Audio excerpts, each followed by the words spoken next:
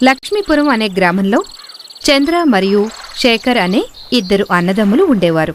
చంద్ర ఏమో ఎంతో కష్టపడి పనిచేస్తూ కుటుంబాన్ని పోషిస్తూ ఉండేవాడు. శేఖర్ మాత్రం ఎంతో జులాయిగా తిరుగుతూ ఎటువంటి పనులు చెయ్యకుండా తిరుగుతూనే ఉండేవాడు. అలా ఉండగా ఒకరోజు శేఖర్ దగ్గరికి చంద్ర వెళ్ళి, తమ్ముడు, మనది రెక్కాడితే గాని డొక్కాడని కుటుంబం. ఇలా నువ్వు జులాయిగా తిరుగుతుంటే మన కుటుంబం ఎలా అభివృద్ధి చెందుతుంది? చూడన్నయ్యా, నేను నీలాగా రోజంతా కష్టపడి పొలం పనులు చేసి చివరికి సంపాదించే 4 గింజల కోసం పనిచేయను. నేను ఏదైనా పని చేస్తే లక్షల డబ్బులు రావాలి అని అన్నాడు. దాంతో చంద్రకి ఏం చెయ్యాలో తెలియక మౌనంగా ఉండిపోయాడు. రోజంతా తమ్ముడు గురించే ఆలోచిస్తూ ఉండిపోయాడు. అలా ఉండి రాత్రి భోజనం దగ్గర కూర్చుని కూడా ఏదో ఆలోచిస్తూనే ఉన్నాడు. భర్త అలా దిగులుగా ఉండటం అతని భార్య రమ్య గమనించింది. ఏమండి, ఎందుకు మీరంతా డల్గా ఉన్నారు? తమ్ముడి పరిస్థితి ఏంటో నాకు అర్థం కావడం లేదు. ఇప్పుడు నేనున్నాను, వాడిని చూసుకుంటున్నాను. కానీ రేపు వాడికి పెళ్ళైతే ఇలా సోమరిగా ఉంటే ఎలా కుదురుతుంది అని మొత్తం వివరించసాగాడు. అది మొత్తం విన్న రమ్య శేఖర్ని ఎలాగైనా మార్చాలి అని నిర్ణయించుకుంది. తర్వాత రోజు ఉదయం చంద్ర పనికి వెళ్ళాడు. శేఖర్ చాలాసేపటికి నిద్రలేచి, వదినా, టిఫిన్ ఏం చేశావు?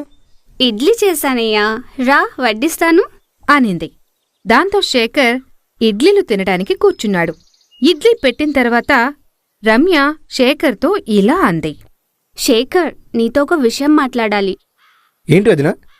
నువ్వు అందరిలా రోజంతా కష్టపడి చాలని సంపాదనతో నువ్వు బతకలేవు. అందుకే నీకొక ఉపాయం చెప్తాను. ఏంటి? మా నాన్న మొన్న హిమాలయాలకు వెళ్ళాడు. అక్కడ ఒక స్వామీజీని కలిశాడు. ఆయన కొన్ని మాయా గింజలిచ్చారు. వాటిని నాటి బాగా పెంచితే డబ్బులు కాస్తాయంట. ఏంటి, డబ్బులు పంట? అని ఆశ్చర్యంగా అడిగాడు. అవును, నీకు కావాలంటే ఇప్పిస్తాను. నువ్వు అనుకున్నట్లుగానే ఎక్కువ డబ్బులు సంపాదించొచ్చు అని చెప్పింది.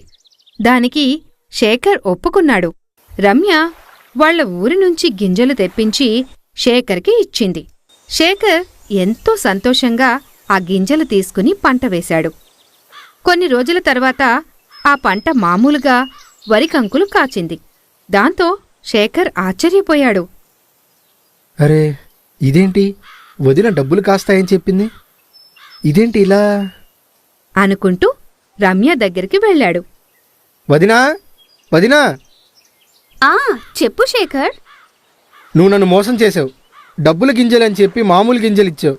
నా టైం అంతా వేస్ట్ చేసావు అనగానే రమ్య ఇలా అంది. చూడు శేఖర్, నీ సమయం ఏమీ వృధా కాలేదు. నువ్వు పండించిన పంట ఎంతో సంపదతో సమానం. నువ్వు ఇలాగే కష్టపడుతూ పనిచేస్తుంటే డబ్బు దానంతటా అదే వస్తుంది అని చెప్పింది.